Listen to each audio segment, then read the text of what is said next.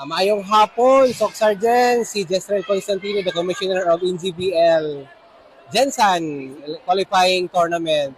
So, ug mga adlaw, ikaupat na to kaadlaw sa ato ang tournament. Ugma sa alas 8, magsugod ang bronze. Magdula ang Holy Trinity versus Notre Dame Gensan.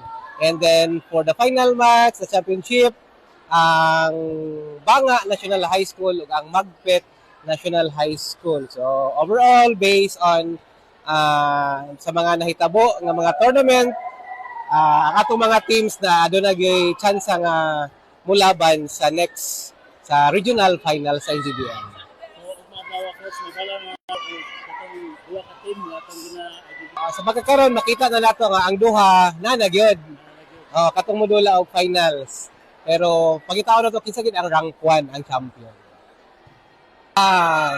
So far, maayo kayo ang dagan, walay injury, walay mga negative na feedback sa mga coaches, tama ang tawag sa mga referees.